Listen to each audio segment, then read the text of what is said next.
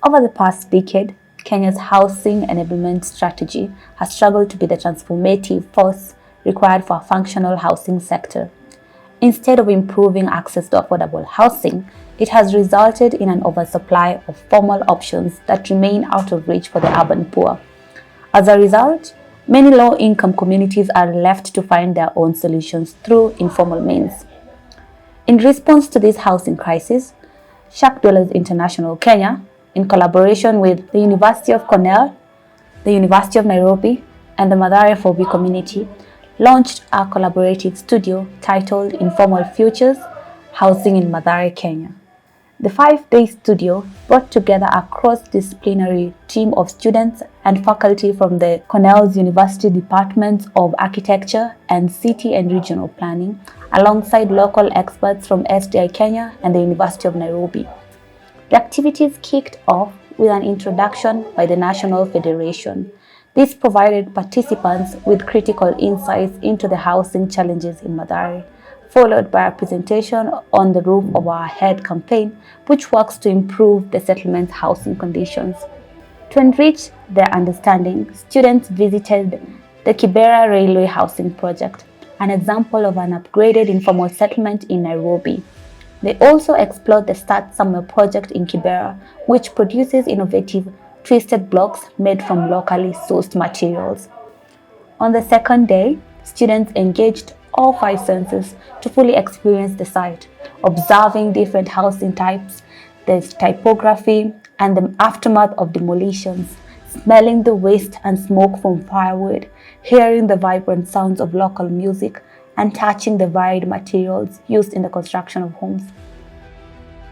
Our visitors from Cornell University were shocked if they actually enter the rooms where we live, and they were having a lot of questions more than answers, like how a 10 by 10 room can be occupied by 8 members in one family.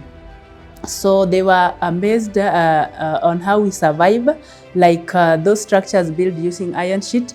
They are almost hot during daytime and also cold during night. So they were like asking if we are staying inside during daytime, but they get response very well that we are staying inside.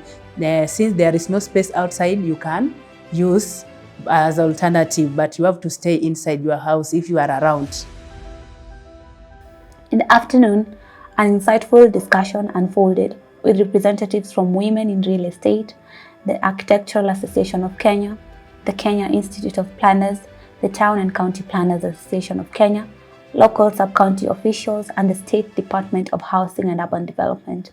Led by Dr. Mbadi from the University of Nairobi and Joseph Kimani from SDI Kenya, the conversation centered on how to strike a balance between accommodating formality and adhering to standards, questioning which regulations could be adapted to meet the needs of informal settlements like Mathare. Day 3 focused on group discussions between Cornell University and the University of Nairobi, students, and the Mathare community. How can the area be better planned so that if either the government agency, they want to provide water within this particular area, they'll be able to get the spatial layout in areas in which those particular water reticulation are supposed to pass through. What can community do to improve, and what can government do? Community can build by themselves. They have the knowledge to build, but they don't have the finances to pay for it. If the government is paying for it, it needs to be fair. It needs to be fairly priced. And a solution to that was they can start saving, or they have already started saving, to finance these projects by themselves and build it by themselves. To enrich their understanding, students visited Kamimoto, a model for in-situ upgrading where community members formed cooperatives to build homes.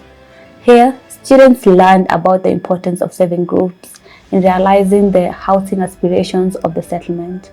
Yanza na kuungana kama community na kuongea, na kutoka pale tukawa sasa tutatoka nje kiasi kuangalia wenzetu pia wale wako katika slums, na pia kuangalia wenye shamba, kwa sababu shamba tunajua shamba ni ya serikali na project yote baadaye ilifanywa na community wenyewe. Days 4 and 5 mark the beginning of turning our ideas into tangible visions. Community members collaborated with students to sketch and explore housing designs that prioritized resilience, affordability, and adaptability. Proper replanning and redesigning of houses in Mathare 4B to meet the quality of good housing conditions. Another intervention we have bringing all structure owners for redesigning and replanning. We bring them together. Then another intervention we have putting the government into check. For example, sewer lines, when sewer lines needs to be reconstructed or having them in a proper way. And this example can also lead to proper planning, designing, and have good houses in 4B. What a dream house would be like.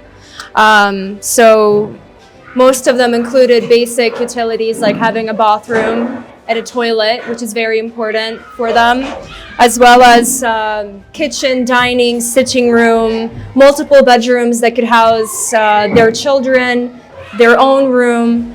Seems to be the similar theme of like dignified housing, a permanent structure that eventually can house multiple amount of people. So again, vertical kind of spacing.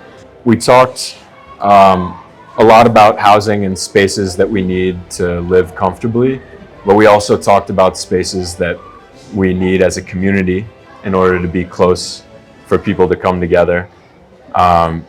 And that's what Danelle was mentioning about some of the existing spaces, but some desired spaces might be sports fields, a permanent market space, a designated market space, additional health centers, and spaces for kids, both for playing and for making art and expressing talent and creativity. The studio aimed to explore innovative housing solutions that resonates with Mathare's social, cultural, and historical realities. What can the community do to improve the situation? Yeah, Mathare first. Number 3, tupe title deed kama watu wa community. Hiyo ndio shida kubwa. Hiyo nyumba tu kwa na title deed tulibomolewa wakati tu wengine. Jua tuna title deed, tuna say kwa land ya serikali. So tupe title deed ikuwe yetu. Tukijenga hatuna stress ati tingatinga kuja na ibomoe tena. Hiyo ni ya kwanza. Ya pili, ma groups come together. Kama sasa tuko na river adoption, tuko na idols, tupaze sauti. Alafu tena tukuwe na open forum. Kila mtu anatoa sauti yake, anataka nyumba ikuwe aje, zijengwe aje, kitu kaa hiyo. Alafu tena tuna nini? Pia tupande mti hapa kando ya mto kama watu wa community. The studio concluded with a visit to Mukuru, where local leaders shared their experience with the Mukuru Special Planning Area process and the crucial role the community played in data collection and advocacy. The formal housing in Nairobi, which consists of skyscrapers and multi-level housing and townships, definitely do affect the aspirations of people all over Nairobi. So I think anything that we plan in Mathare, in particular 4B Mathare, would have to also be considerate of the aspirations of people. It needs to be safe, it needs to be away from the flood risk zone, but it also needs to ensure security for all its residents, security for its women and children, and also include social nodes and educational nodes, and also a little bit of greenery, because the formal parts of Nairobi are very green, but people in Mathare don't seem to enjoy it despite being on the river edge. So I think social and environmental nodes are necessary to help rebuild Nairobi. Yeah, I think the most important thing is the government to recognize the importance of the living conditions and the people and the informal settlements and provide the services and the infrastructure what they need.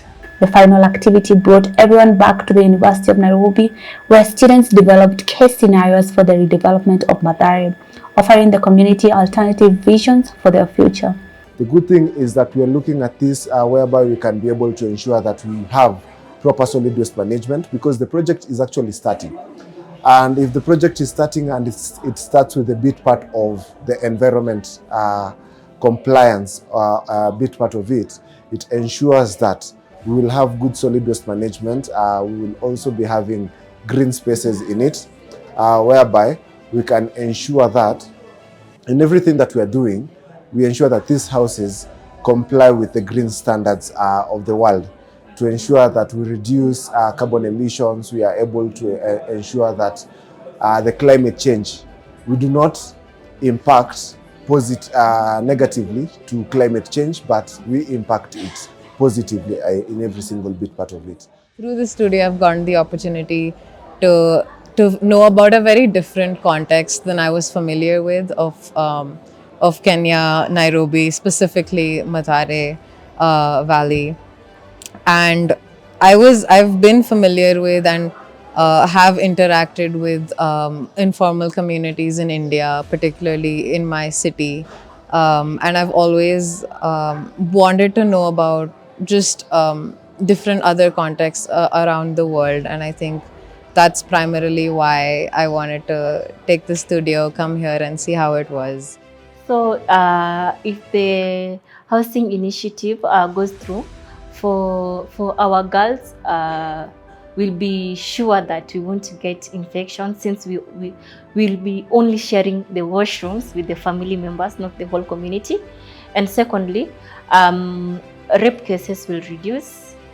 And thirdly, we'll be having a very healthy environment, since the washrooms won't be directed directly to the rivers as our current public toilets are. While this marked the end of the Cornell students' time in the field, it was only the beginning of the journey. The dreams of the Mathare community have now been set in motion, and together we'll continue working to make those dreams a reality. It's been a good experience. It's been a learning opportunity, and I've taken home many valuable lessons from there. First, being able to understand the reality of the complexities of the challenges being faced by the communities in informal settlements, and also being able, as a professional, being able to learn different perspectives from my colleagues in Cornell University has been extremely invaluable, and I'm grateful for that. What we're hoping to achieve is to provide different possibilities, not one single solution, because that doesn't exist, right?